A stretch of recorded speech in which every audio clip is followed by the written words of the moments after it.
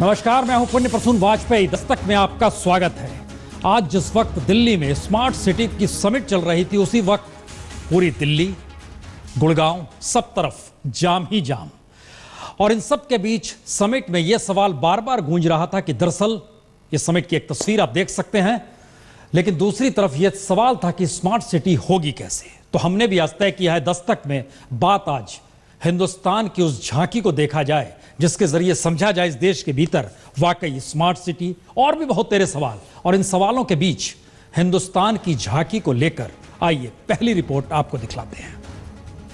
ये दिल्ली है, देश की राजधानी। सड़क कम, गाड़ियां ज्यादा, बारिश कम, लोग ज्यादा। और अगर आप इस हुजूम में फंस गए तो क्या रात क्या दिन, बसर सड़क पर ही हो जाएगी। तो लाखों की गाड़ियां हो या करोड़ों का बैंक बैलेंस, सड़क पर इस तरफ फंसे तो सब कुछ धरा का धरा रह जाएगा। देखो ये तस्वीरें अपने गौरव की, अभिमान की। क्योंकि यहाँ सिस्टम नहीं, पैसा काम करता है। और पैसा इंफ्रास्ट्रक्चर नहीं, सुविधा दे। जनता के लिए 20 मेट्रो, 10,000 बस, टेम्पो, टैक्सी पर 80 लाख कार इस कदर हावी कि आधी उम्र तो सड़क पर गाड़ी में ही बैठे बैठे बीत जाती है।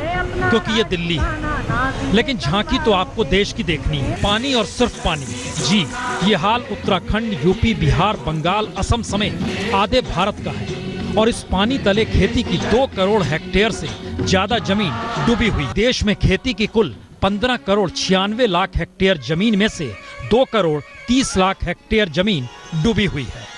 खेती की जमीन पर निर्भर 3.5 करोड़ किसान मजदूरों के परिवारों को कोई पूछने वाला नहीं।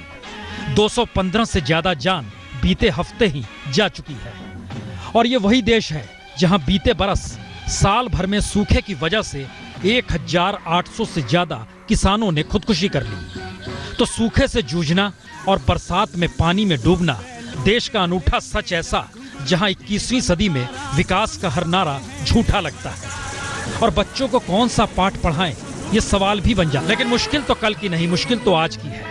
दिल्ली से सटे गाजियाबाद में स्कूल की फीस ना चुका पाने के हालात एक लड़की को खुदकुशी करने पर मजबूर कर देते हैं। क्योंकि माँ बाप से ही स्कूल के शिक्षक मारपीट करते हैं। और बेरोजगारी की त्रासदी हर दिन इस देश में 200 से ज्यादा बच्चों को घर छोड़ने तक पर मजबूर करने लगी। तो आने वाले वक्त में कौन सी पौध देश संभालेगी, ये सवाल इसलिए क्योंकि संविधान के तहत दिया गया शिक्षा का अधिकार भी कटघरे में है। खासकर तब जब देश का सच यह कि 22% बच्चे तो स्कूल जा ही नहीं पाते।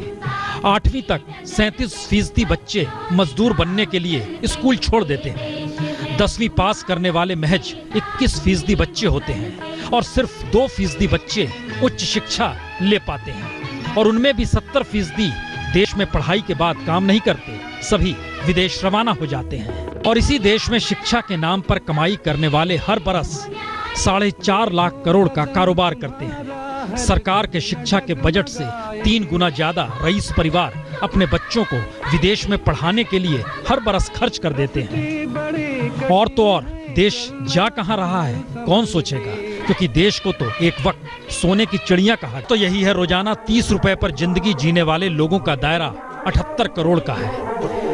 लेकिन प्रति व्यक्ति आय प्रतिदिन के औसत के हिसाब से अगर निकालिएगा तो 150 रुपए बनती है। तो फिर इतनी असमानता का जिम्मेदार है कौन?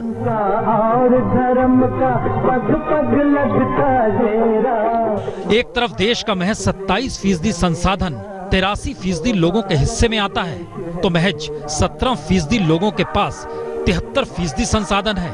और असर इसी का कि हर बरस दलितों के खिलाफ उत्पीड़न के मामले 40 से 50 हजार तक हर थाने में पहुंचते हैं। और बीते 10 बरस से पहुंच रहे हैं, लेकिन सजा किसी को नहीं होती। हर 6 मिनट पर महिला के खिलाफ कोई ना कोई इस देश में अपराध होता है, थाने में दर्ज होता है, लेकिन सजा किसी को नहीं मिलती। हर 6 घंटे में एक किसान खुदकुशी कर लेता है, लेकिन देश में जिम्मेदार कोई नहीं होता। यह भी तो नहीं कह सकते कि ये कल की बातें हैं, इन्हें छोड़ दें। क्योंकि जो कल बन रहा है उसका सच यही कि देश की इकोनॉमी ही चंद हथेलियों पर सिमट रही है। हालात किस दिशा में जा रहे हैं यह इससे भी समझा जा सकता है कि देश की कुल इकोनॉमी 65,20,000 करोड़ की है, जिसमें से 10 लाख करोड़ का कर्ज सिर्फ 12 कॉरपोरेट ने लिया है। सीबीआई बैंक फ्रॉड के 150 मामले की जांच कर रही है और उसकी रकम महज 20,000 करोड़ है। तो देश की मजबूती किन हाथों में सौंपे, खास तौर से तब जब देश में सबसे ज्यादा व्यस्तता मोबाइल, क्योंकि हाथों में मोबाइल से पानी के खौफ को भी सेल्फी में उतारने का जुनून है, तो लातूर जैसे सूखे इलाके में पानी लाने की जगह सूखे को ही सेल्फी में उतारने की सोच मंत्री की है। तो क्या विदेशी पूंजी और क्या विदेशी टेक्नोलॉजी, क्या इन्हीं से रास्ता निकल सकता है? क्योंकि स्वदेशी की सोच विदेशी पूंजी तले कैसे काफूर हो गई और मान लिया गया एफडीआई के जरिए देश विकास के रास्ते चल सकता है, उद्योग धंधों में रफ्तार आ सकती है, रोजगार बढ़ सकते हैं, टेक्नोलॉजी का आधुनिकीकरण हो सकता है, जबकि उद्योग धंधों की रफ्तार रुकी हुई है, रोजगार पैदा नहीं हो पा रहे, नई इंडस्ट्री लग नहीं रही, खेती उद्योग का योगदान जीडीपी में घटते घटते 1950 के 86% से अब 34% तक पर आ गया और स्वदेश का पाठ वाकई पीछे छूट गया। गांधी जी पीछे छूट गए, जो हुनर को रोजगार देना चाहते थे, जो रोजगार से सरोकार बनाना चाहते थे, जो सरोकार से देश बनाना चाहते थे और जो देश को एक धागे में पिरोना। पीर परायण जाने रे, लेकिन मसला हिंदुस्तान की झांकी का इतना बड़ नहीं है। तस्वीरों को पलटने की कोशिश इसलिए जरूरत है क्योंकि आधुनिकीकरण की दिशा में देश बढ़ रहा है, एफडीआई आ रहा है, चकाचौंध की दिशा में हमें बढ़ना है। तो आइए जरा स्मार्ट सिटी और देश के भीतर के सच को भी टटोल लें। कोई नहीं जानता कि आने वाले वक्त में स्मार्ट सिटी होंगे कैसे, क्योंकि अभी तक हम जिन शहरों को साइबर सिटी से लेकर स्मार्ट शहर के रूप में जानते पहचानते आए, उनका हाल कैसे हर किसी को बेहाल कर देता है, ये आपके स्क्रीन पर है। तो सवाल उन स्मार्ट सिटी का है जिन्हें स्मार्ट बनाने का दावा करते हुए कहा तो यही जा रहा है कि स्मार्ट सिटी बनते ही सब कुछ ठीक हो जाएगा।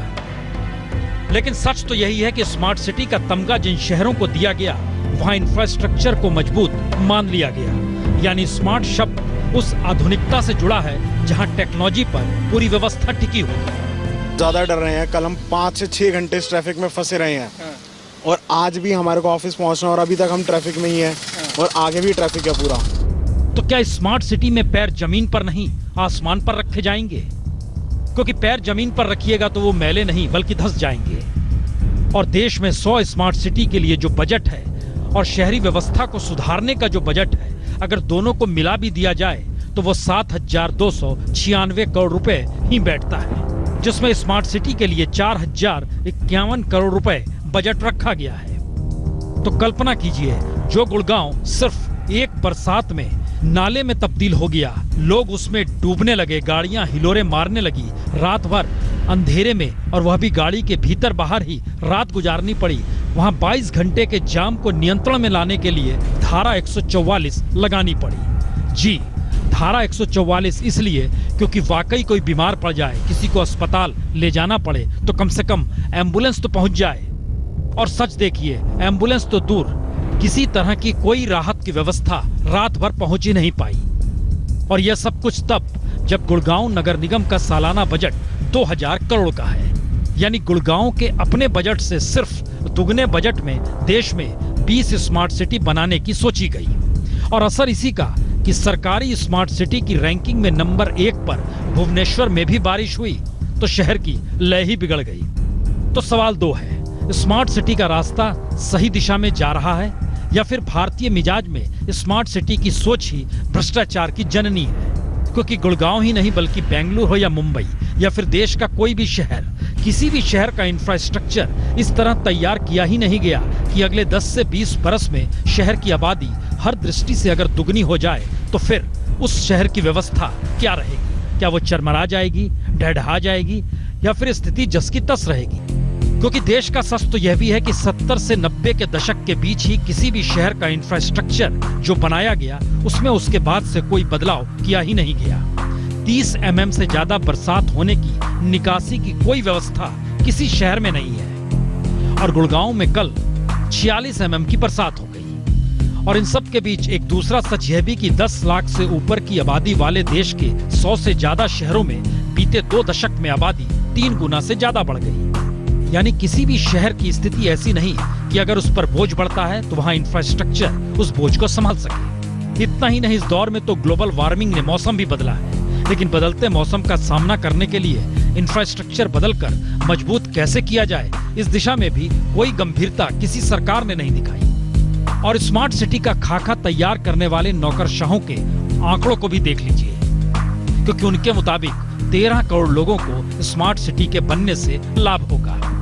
यानी 125 करोड़ के देश में जब जीने की न्यूनतम जरूरतों के लिए हर बरस गांव से 80 लाख से 1 करोड़ ग्रामीणों का पलायन शहरों की तरफ हो रहा हो, और शहरों के बोझ को सहने की ताकत बढ़ाने से या कहें पलायन रोकने से, इन सब के बीच क्या गांव को सक्षम बनाने की दिशा में किसी ने सोचा? यकीनन नहीं, क्योंकि असल देश का सच यह भी है कि 7 करोड़ से ज्यादा लोग बेघर हैं, 60 करोड़ से ज्यादा लोग रोजाना खुले में शौच करने पर मजबूर हैं, 37 करोड़ से ज्यादा लोग गरीबी की रेखा से नीचे हैं, और असल सच यही कि 1 करोड़ लोग वाकई हर बरस पलायन कर जाते हैं शहर की तरफ, और शहर अपने तौर पर इतना व्यवस्थित नहीं कि वह बोझ को संभाल सके। तो समान विकास की जगह देश में स्मार्ट इलाके तो बस सकते हैं, लेकिन स्मार्ट शहर कैसे बसेंगे? लेकिन एक सवाल यह भी कि जिसे जनता चुनती है वह उस दौर में क्या कर रहे थे जिस वक्त गुड़गांव थम सा गया था।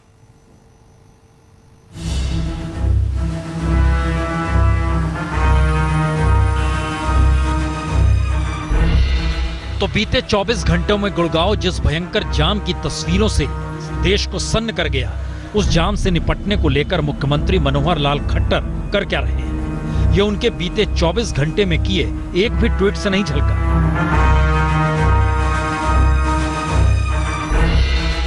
और जो ट्वीट किए वो आपकी स्क्रीन पर है, उनसे एक आम आदमी का क्या लेना देना, यह समझना वाकई मुश्किल है। तो सवाल यही कि जिस टेक्नोलॉजी के आश्रय प्रधानमंत्री मोदी अपनी सरकारों की उपलब्धियां जनता को बता देना चाहते हैं, वो टेक्नोलॉजी अगर मुसीबत में फंसे लोगों को ही बता नहीं पा रही कि सरकार कर क्या रही है, तो फिर टेक्नोलॉजी का मतलब क्या है? जी, मुश्किल बहुत सारी आ सकती है, लेकिन इन सब के बीच हम आपको लिए चलते हैं गुड़गांव। गुड़गांव का मतलब वो खुद अपनी कहानी किस रूप में सुनाएगा, जरा सुनिए इसे। कहो भाई, कैसे हो? जी, घबराइए मत, मैं गुड़गांव हूं, वही गुड़गांव जिसकी तस्वीर बीते 24 घंटों से देख देख कर आप हताश हो रहे हैं। तो इन तस्वीरों के आईने में जरा मेरी कहानी भी सुन लीजिए, क्योंकि मेरे ही सीने पर महाभारत के दौर में गुरु द्रोणाचार्य ने पांडव और कौरवों को युद्ध कला में पारंगत किया। लेकिन आज इतिहास नहीं, आजादी के बाद के अपने हालात से आपको वाकिफ करा दूं।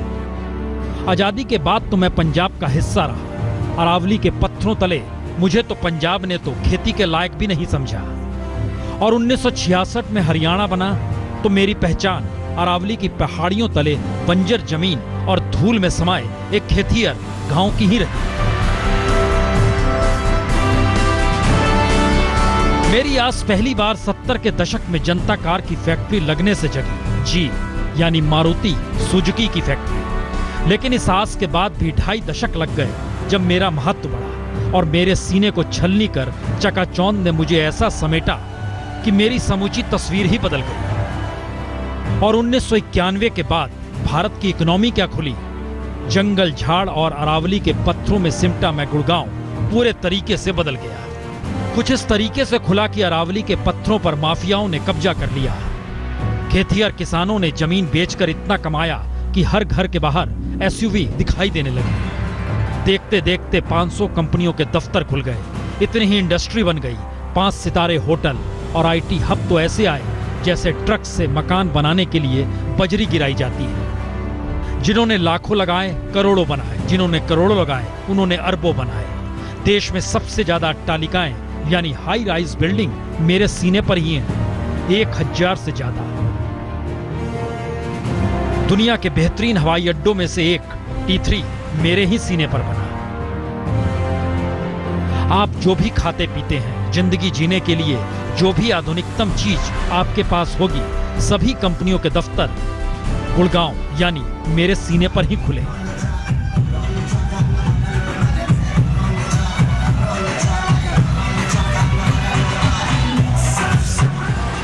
देखते देखते मैं खेतिहर गांव से एक बाजार में कुछ इस तरीके से बदल गया कि 1000 फीट का घर भी 1.25 करोड़ का हो गया।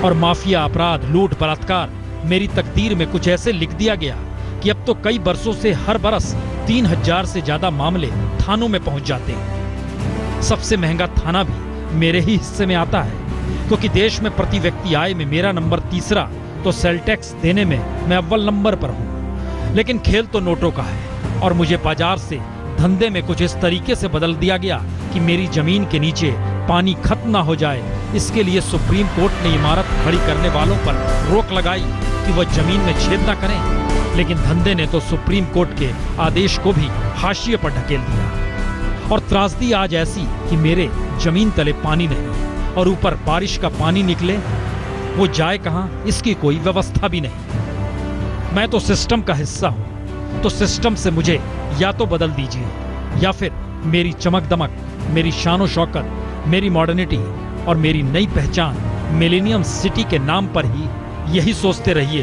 कि अगली त्रासदी का इंतजार कब होगा और कैसे आप रात यहीं पर सड़क पर बिताएंगे। बहुतेरे सवाल हिंदुस्तान की झांकी देखते देखते आपके जहन में भी उठ रहे होंगे, लेकिन इस दौर में या कहें हमेशा हर दौर में इस बात का जिक्र होते रहा है कि दरअसल आप नकारात्मक ना सोचिए, सकारात्मक सोचिए। तो आइए, हिंदुस्तान की पहचान और भारत की पहचान है क्या?